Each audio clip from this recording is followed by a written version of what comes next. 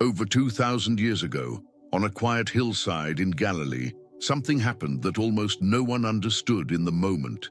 Yet it would reshape every life, every culture, every generation that followed. There were no trumpets, no armies, no grand announcement, just a carpenter who sat down on the earth and began to speak. And with his very first word, the ground beneath an old world began to tremble. Because he wasn't offering inspiration, he wasn't building a movement, he wasn't trying to impress the powerful.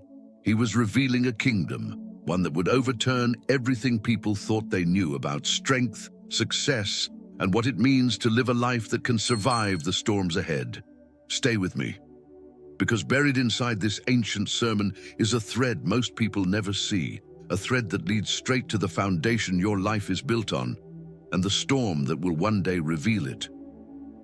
People came for different reasons, some out of curiosity, some out of desperation, some because hope felt like a rumor they were almost too tired to believe in anymore.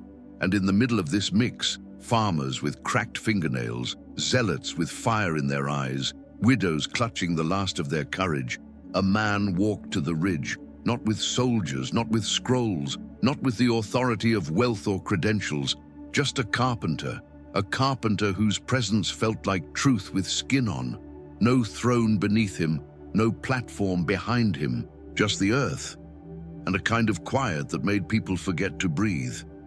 And then he sat down. It was the most unassuming gesture imaginable, but something shifted the moment he did. Because no teacher sat to address a crowd unless he intended to speak with real authority, not borrowed authority, not inherited authority, but the kind that could divide light from darkness, lies from truth, illusion from reality. You could feel it. Everyone could. A tremor of expectation ran through the hill like a pulse. He opened his mouth, one breath, one heartbeat, one word that carried the weight of an unseen kingdom. Blessed. And everything the crowd thought they understood about God, about life, about themselves, began to crack. Because in their world, much like ours, blessing looked predictable. Blessed were the wealthy. Blessed were the powerful. Blessed were the respected, the influential, the unblemished, the religiously polished. Blessing was a reward, a status symbol, a sign that heaven approved of your life and earth admired it. But the very first sentence Jesus spoke shattered that idea like clay under a hammer. Blessed are the poor in spirit. Imagine the confusion. Not the rich, not the triumphant, not the flawless, but the poor in spirit, the ones who felt spiritually empty, the ones who walked into God's presence without credentials, the ones who had run out of answers. Yes, because in God's kingdom, blessing doesn't begin with achievement. It begins with need.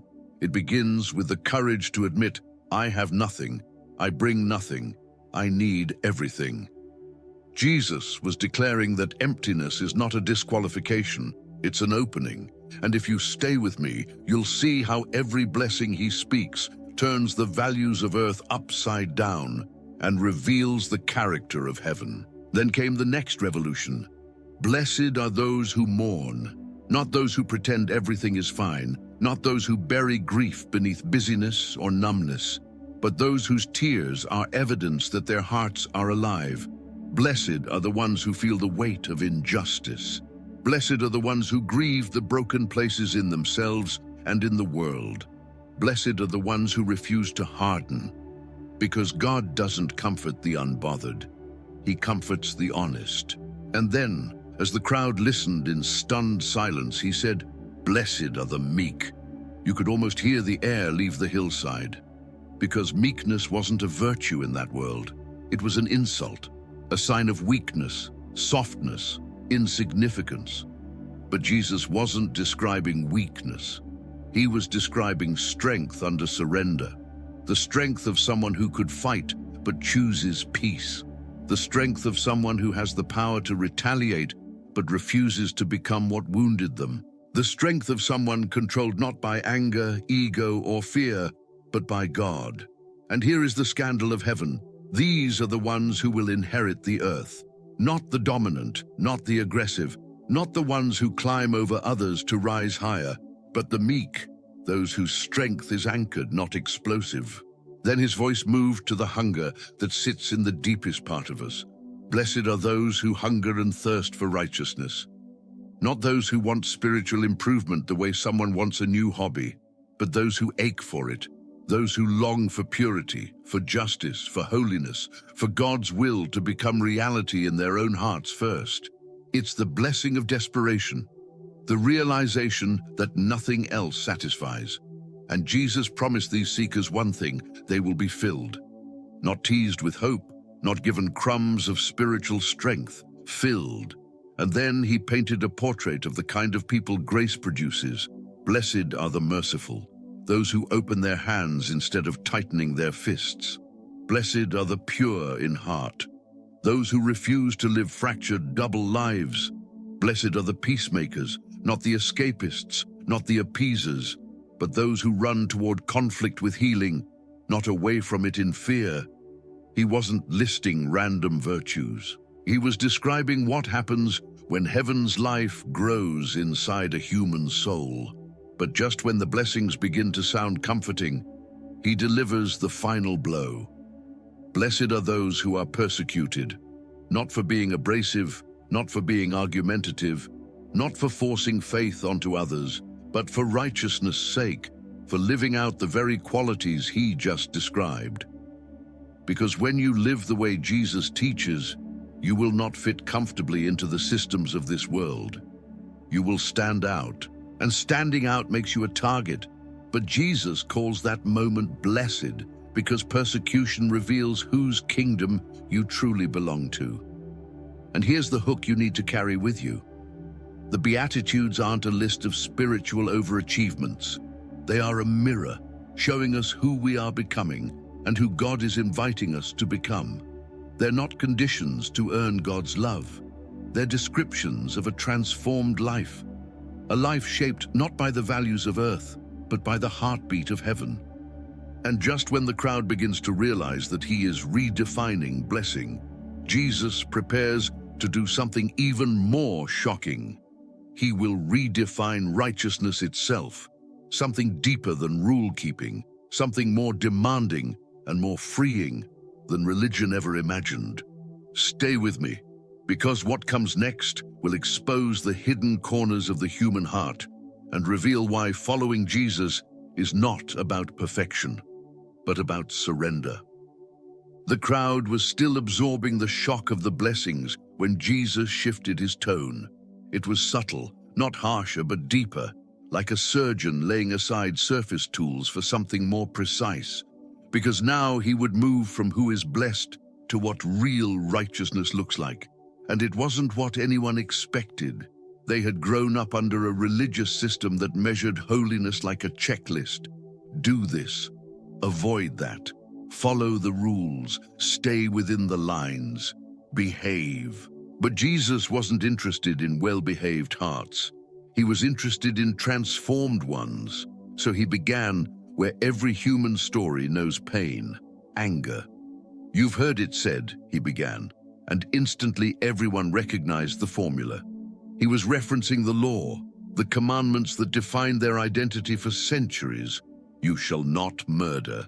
Simple, clear, manageable. Most people in the crowd could breathe easy. They hadn't taken anyone's life.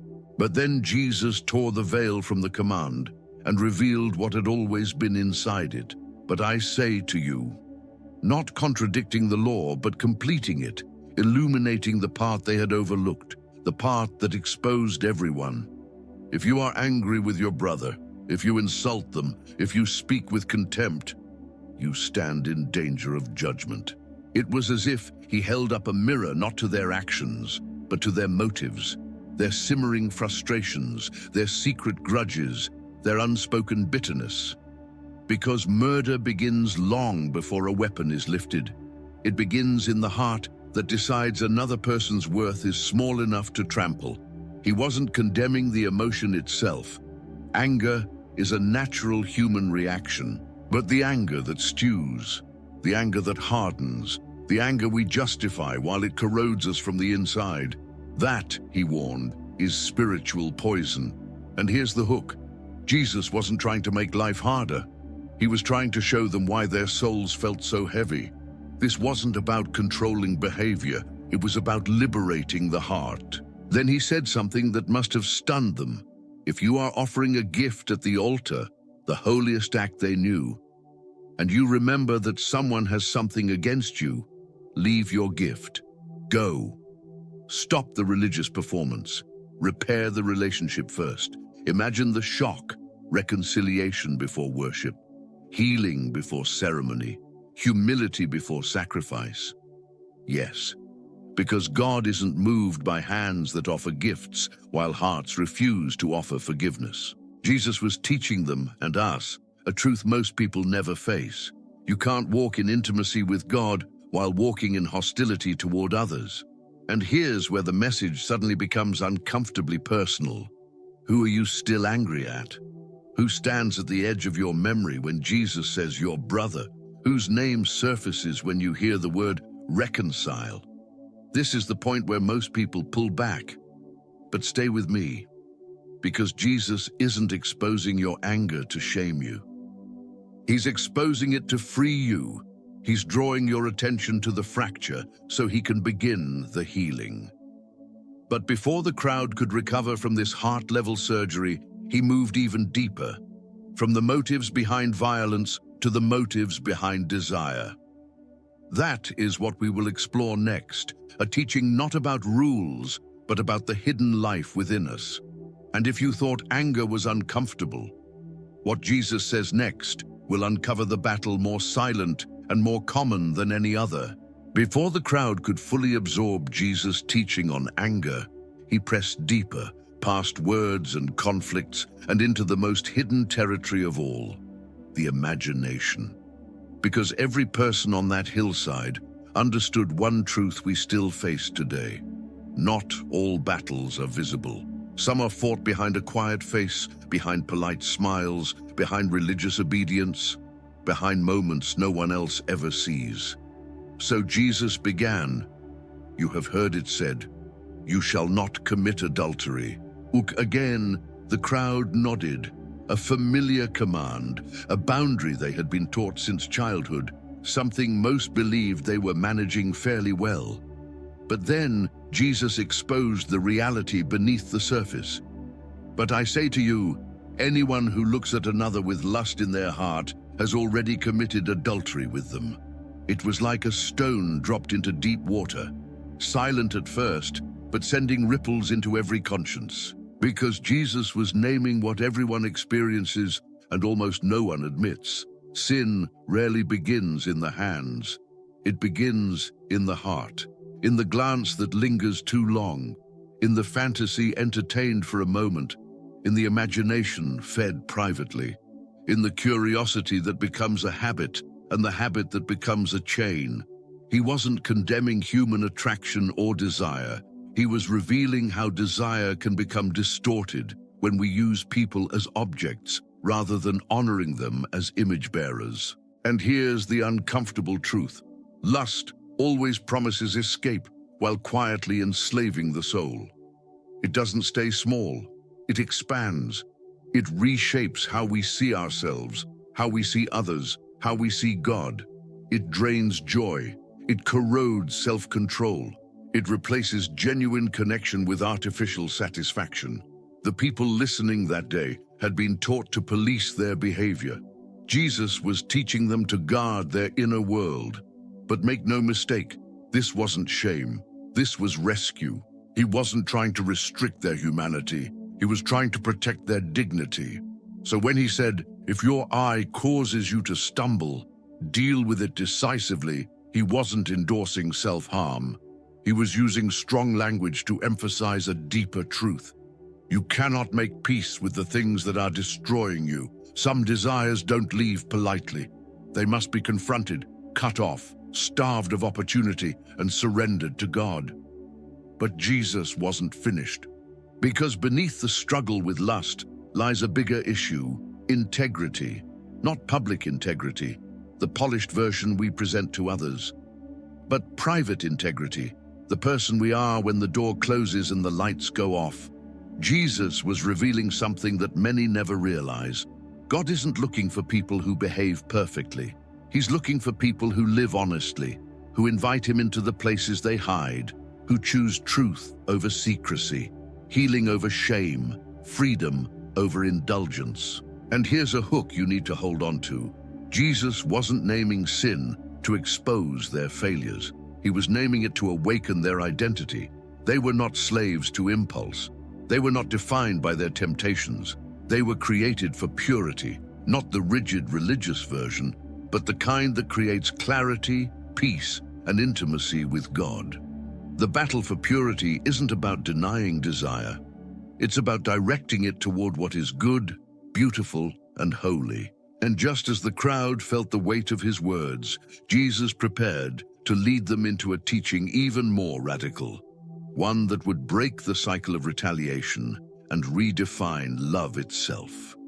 What he says next will not just challenge our behavior. It will confront the way we view our enemies, our relationships, and our identity as children of God.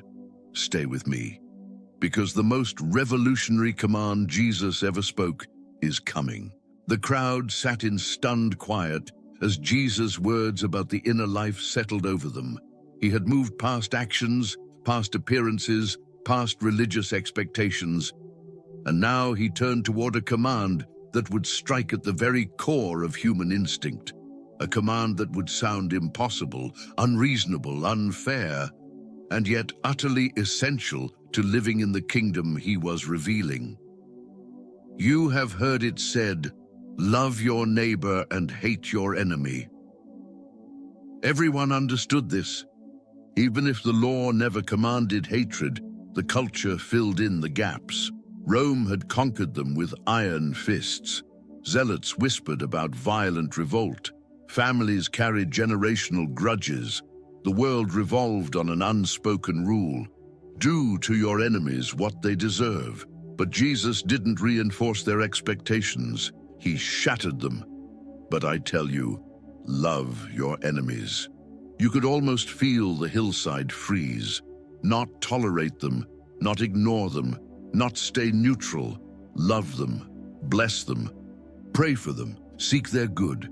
Carry their name before God with the same sincerity you carry the name of a friend. It was scandalous. It still is, because loving an enemy is not natural. It asks something deeper than politeness, something costlier than restraint, something more courageous than retaliation. It asks you to face the wound instead of weaponizing it. Imagine what the crowd felt in that moment.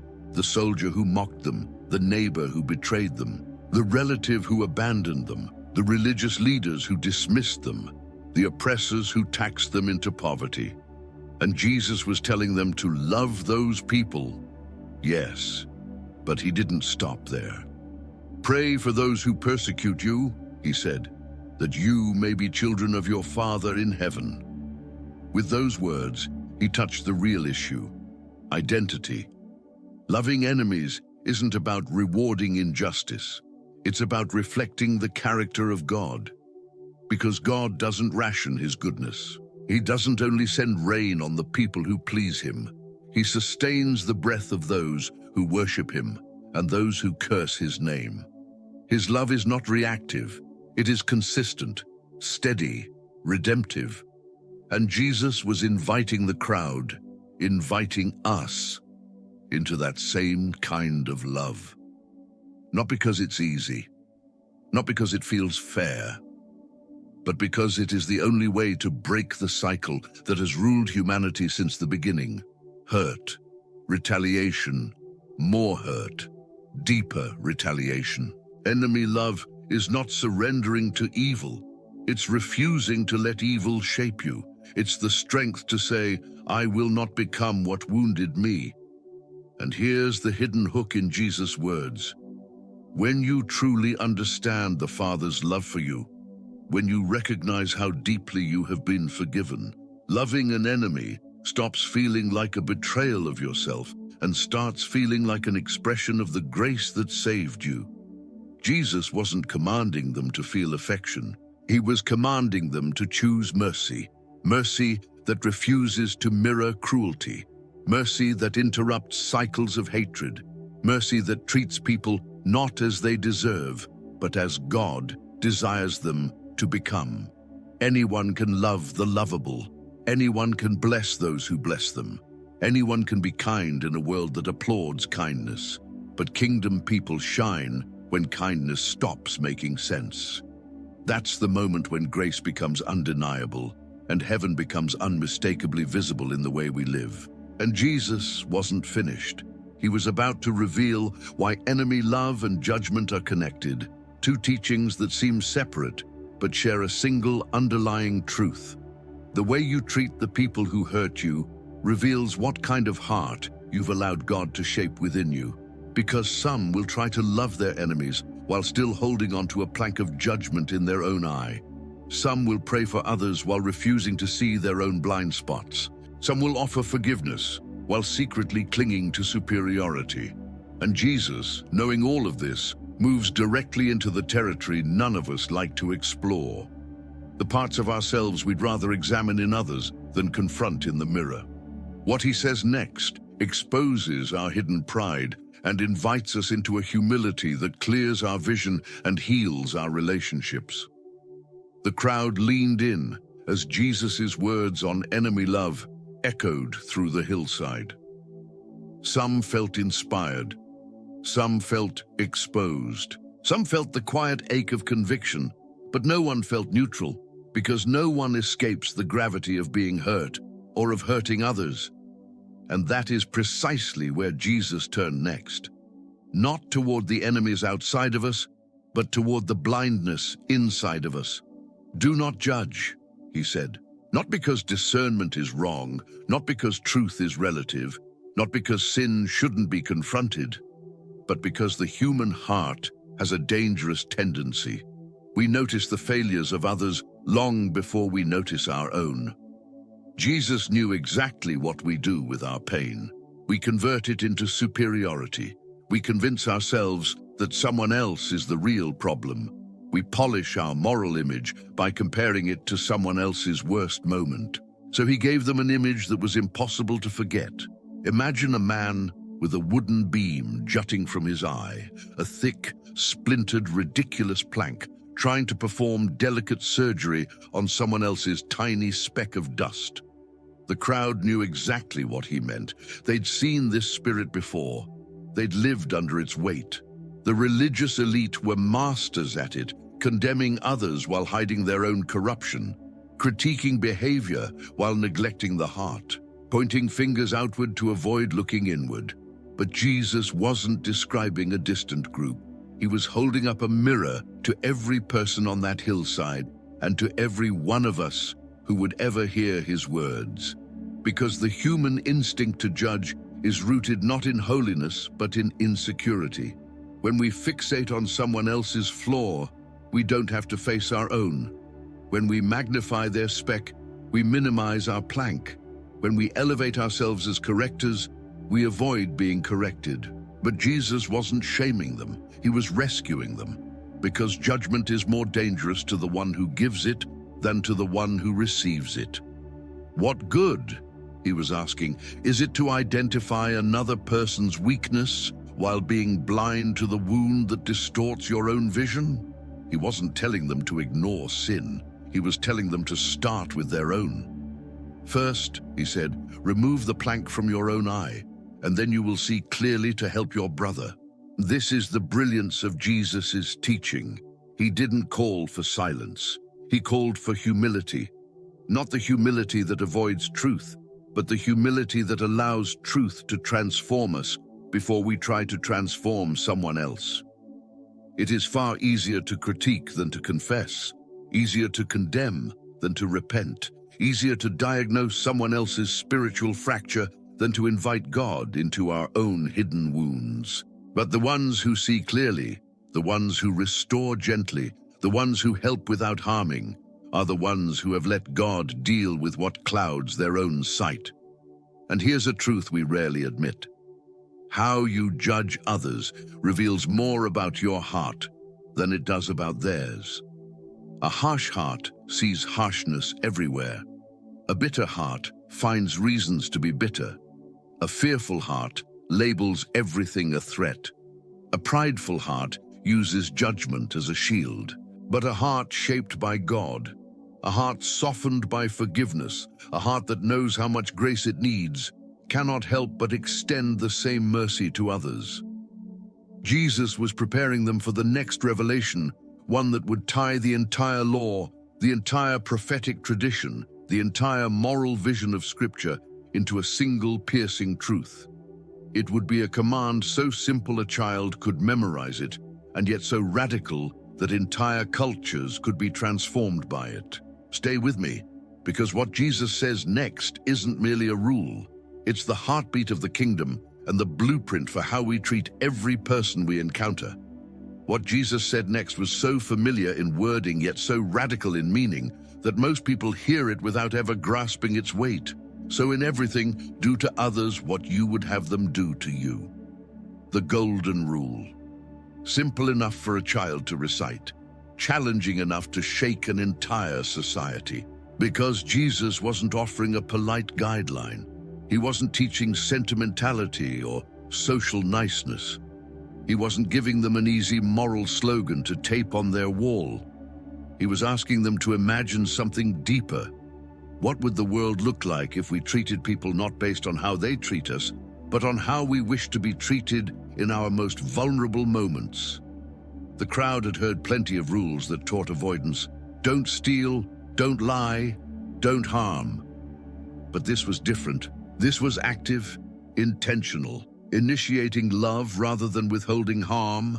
Avoiding sin only requires distance, but love, real love, requires movement.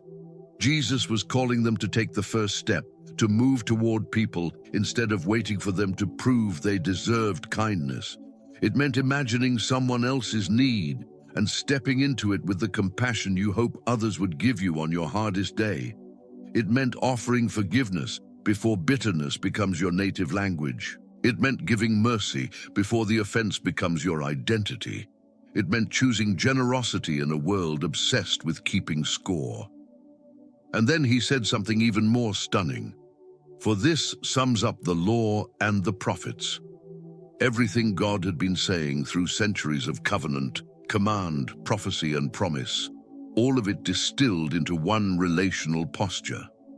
Treat others the way you want God to treat you, not the way they treated you last year, not the way culture says they deserve, not the way anger urges you to react, but the way you pray, heaven will respond to you when you fail, when you fall, when you come broken and undeserving.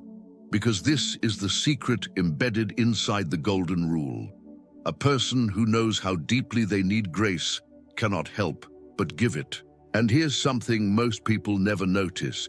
Jesus gave this command in the middle of teachings about judgment, forgiveness, prayer, lust, anger, and reconciliation, not by accident, but because the golden rule is the glue that holds the entire moral vision of God together. It is the antidote to pride, the cure for bitterness, the death of apathy, the transformation of enemy love into everyday life. It is not emotional weakness. It is spiritual strength. The kind that refuses to let the world's cruelty rewrite your character. And if you're still listening, still letting these words sink in, there is a reason. Your heart recognizes truth, that your habits have not yet learned how to live. But Jesus wasn't finished. Because right after painting this vision of radical mercy, he turned to the very thing that keeps most people from living it out. Anxiety, fear, the weight of uncertainty, the pressure to survive in a world where so much feels out of our control. He knew that worry can shrink our compassion, close our hands, harden our hearts, and make us forget that we are not alone in this life. So he spoke into the ache that every human soul carries, the ache of wondering whether God sees, whether God cares, whether God will provide. What Jesus says next reaches into the deepest fears of the human spirit and replaces them with a promise strong enough to steady your life. The people on the hillside had heard teachings before, commands, rituals, traditions, duties, but what Jesus said next touched a place far deeper than duty. He aimed for the quiet, trembling center of the human heart. Do not worry about your life. Not a suggestion, not an inspirational quote, a command spoken with tenderness, not reprimand. At first, it must have sounded unrealistic. These were people living under Roman oppression, surviving day to day, waking each morning unsure of what tomorrow would demand from them. Worry wasn't a choice. They wore it like a second skin. But Jesus wasn't ignoring reality. He was revealing one. Because behind every fear sits a hidden assumption that we are alone, that our survival depends solely on our scrambling, planning, hustling, defending, striving. So Jesus lifted their eyes away from their anxieties and toward creation itself. Look at the birds, he said, not as a poetic metaphor, but as an invitation. Birds neither sow nor reap. They don't build barns or balance accounts. They live in a daily rhythm of trust, waking each morning without fear of the next. And yet, they eat. Not because the world is kind, but because the Father is. If he feeds the sparrow, how much more will he care for you? It wasn't sentiment, it was theology wrapped in tenderness. Then Jesus widened the lens. Look at the flowers. Consider their beauty, the vibrant colors, the intricate designs, the effortless splendor no human king could buy.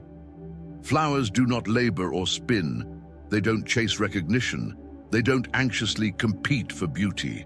They simply bloom under the care of the one who crafted them. And here Jesus delivered a truth the crowd and we often forget. Worry isn't about circumstances. It's about trust. Not the trust we declare with our mouths, but the trust revealed by our thoughts when no one is listening. Worry imagines a future where God is absent. Faith imagines a future where God has already arrived. Then came one of the most freeing sentences ever spoken. Can any one of you, by worrying, add a single hour to your life? Worry does not extend life. It empties it. It steals today under the illusion of preparing for tomorrow. Jesus wasn't shaming them for their fears. He was breaking the lie beneath them. You are not unprotected. You are not unseen. You are not forgotten. But seek first the kingdom of God and his righteousness, he said, and all these things will be added to you. This wasn't a call to ignore responsibilities. It was a call to reorder priorities. Instead of letting survival drive the soul, let God's kingdom become the anchor. Instead of letting fear determine your choices, let faith determine your direction. Instead of chasing after what the world anxiously pursues, trust the one who already knows your needs. And here's the quiet hook inside his words. Worry shrinks your world until all you can see is yourself. But seeking the kingdom opens your world until all you can see is God. Once you grasp this, the heart begins to breathe again. But Jesus wasn't finished, because he knew something deeper lurked beneath anxiety, a rival loyalty, a hidden master that competes for our trust and shapes our choices more powerfully than fear ever could. The next words he spoke will expose one of the most dangerous forces in the human soul, a force subtle enough to enslave us, yet powerful enough to define our identity if we do not recognize it. As the crowd absorbed Jesus' promise of provision, a sense of relief may have washed over them, but Jesus knew something deeper still needed to be addressed. Something far more subtle than worry, far more seductive than fear. Because while anxiety can cloud the heart, there is another force that can quietly claim it. He spoke into the tension with a single sentence that landed like thunder. Do not store up for yourselves treasures on earth. He wasn't condemning saving, working, or stewarding resources. He was confronting the illusion of security, The belief that possessions, status, or achievements can build a life that cannot be shaken. In their world, treasure meant coins, clothing, valuables. In ours, the currency has changed, but the hunger hasn't. We store treasure in bank accounts and investment portfolios, in careers and reputations, in image, influence, followers, validation. We store it in achievements others applaud, and in identities we carefully construct. But Jesus reminded them and us that earthly treasure has one fatal flaw: it doesn't last.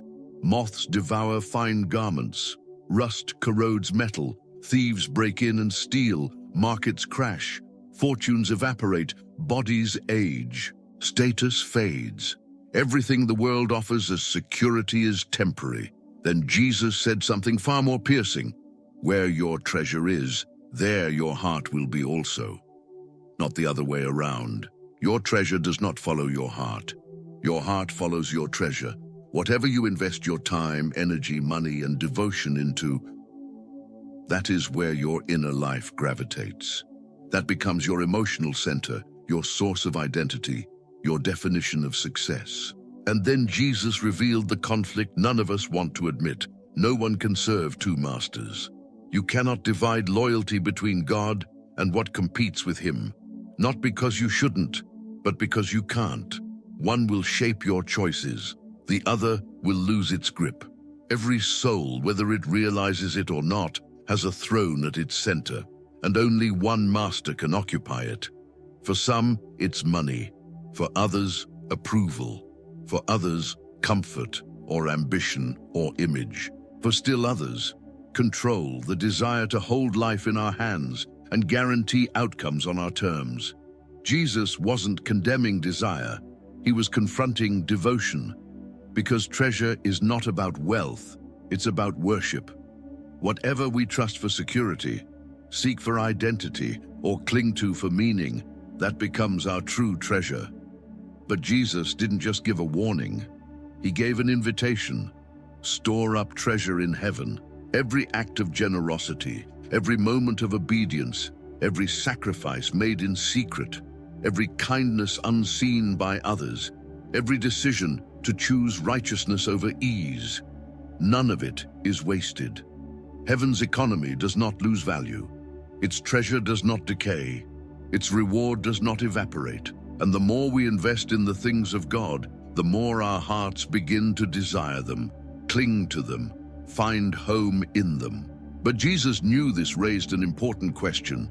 How do we build heavenly treasure in a world so focused on earthly gain? So he turned towards something greater, something foundational, the practice that shapes our desires, aligns our will, and draws our hearts back to the Father again and again. Prayer. Not the kind practiced for applause, not the kind recited from obligation, but the kind that transforms the soul from the inside out.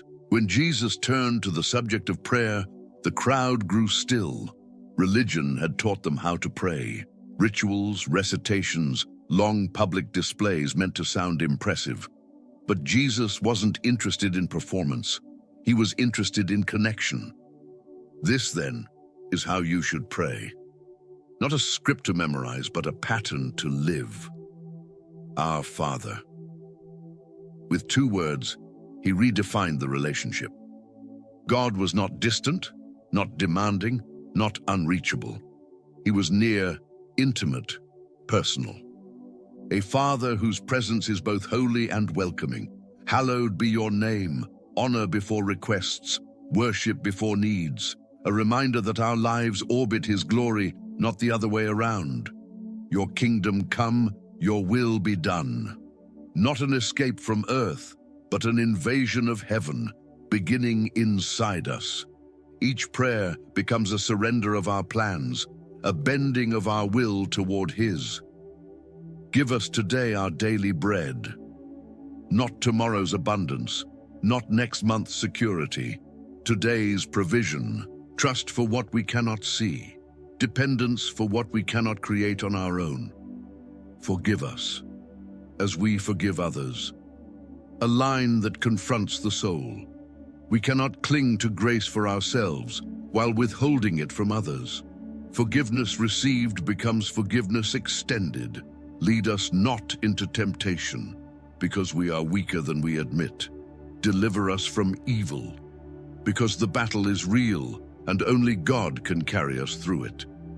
This prayer is not merely words, it is formation. It reshapes desires, untangles fear, crushes pride, and draws the heart back to the one who sustains it. And just as the crowd began to breathe in the comfort of it, Jesus pivoted again toward a truth that demands courage, the call to cut away anything that pulls our hearts away from God. Jesus had just given them a prayer that could reshape a life, but he knew something else was needed. A willingness to confront the parts of the heart that quietly sabotage the soul. So he spoke with imagery so sharp, it startled everyone listening. If your right eye causes you to stumble, tear it out and throw it away. If your right hand causes you to stumble, cut it off. Not because he was calling for violence, but because he was calling for decisiveness. He was exposing a truth we often avoid. Some sins don't fade gradually. Some habits don't dissolve with time. Some desires don't retreat politely. They must be cut off, not physically, but spiritually. Not out of fear, but out of freedom. Jesus wasn't telling them to harm their bodies. He was telling them to guard their souls. The eye represents what we allow in. The hand represents what we reach for. Both symbolize choices that shape us. And here is the heart of his teaching. If something keeps pulling you away from God, don't negotiate with it. Don't excuse it. Don't manage it. Remove it from the center of your life before it becomes the center of your identity. Because sin is not merely a mistake, it is a direction. Left unchecked, it leads us somewhere we never intended to go. Jesus wanted them to see that purity is not about shame. It's about clarity. It's about walking unburdened. It's about choosing the life you were created for over the impulses that try to claim you.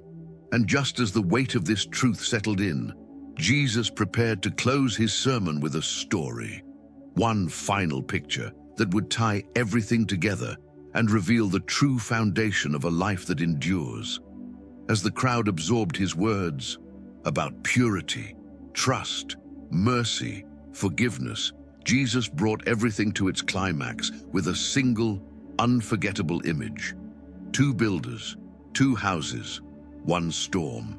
Everyone who hears these words of mine and puts them into practice is like a wise man who built his house on the rock. You could picture him. Steady hands, deliberate choices, digging deep until he found something solid. The work took longer. It demanded effort. But when the rain fell, when the rivers surged, when the wind slammed against the walls, the house stood firm. Because storms don't test your talent, they test your foundation. Then Jesus revealed the contrast. But everyone who hears these words and does not do them is like a foolish man who built his house on sand. Sand is easier, faster, more convenient. It looks stable until it isn't. And when the same storm came, the house collapsed with a crash that echoed through the valley. Here is the truth Jesus wanted them to feel. Both builders heard the message. Both faced the same storm, but only one prepared for it.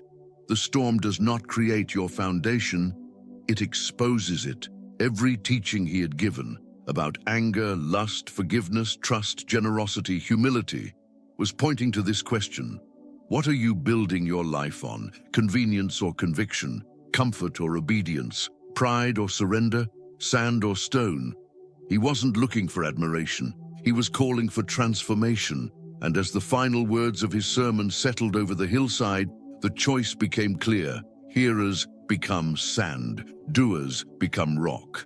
Everything was now leading toward the invitation he would leave them with, a moment not just for reflection, but for decision. The hillside grew quiet. Not the quiet of boredom, but the quiet of souls rearranged.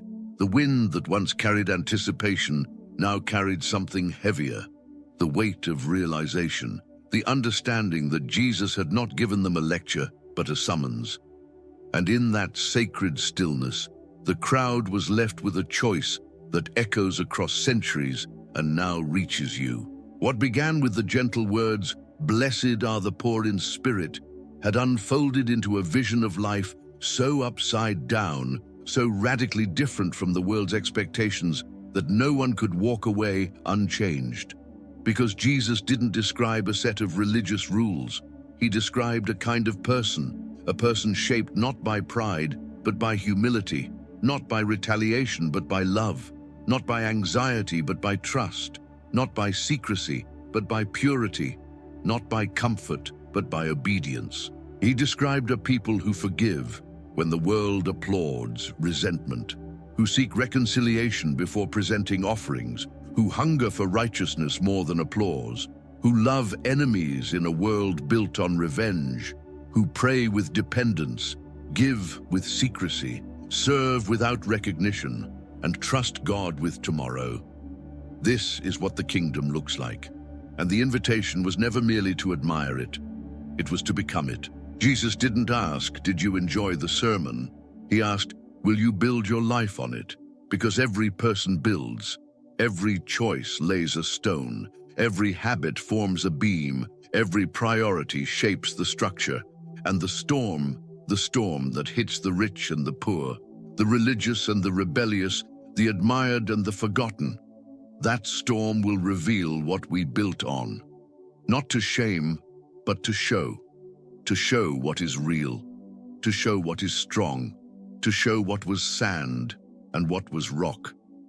And here is the quiet truth you may feel even now. You can sense when your life rests on shifting ground. You can feel when your soul is tired of pretending. You can hear somewhere inside the whisper that says, "There must be more than this." There is. Jesus wasn't offering a harder life.